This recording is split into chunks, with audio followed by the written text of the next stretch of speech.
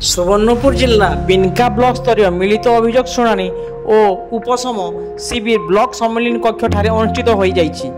अतिरिक्त जिलापाल श्री राजेंद्र माझी और आरक्षी अधीक्षक श्री नारायण नायक जुग्म अभियोग शुणाणी शिविर रे योगदान करी जनसाधारण विभिन्न आपत्ति और समस्या निहित 45 गोटी पंजीकृत अभियोग दरखास्त ग्रहण करथिले।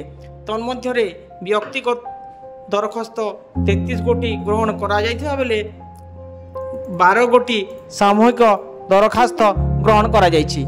दरखास्त गुडी को निर्दिष्ट समय मध्य समाधान करने पाई संपुक्त विभिन्न विभागीय अधिकारी को प्रदान करा जाइछि।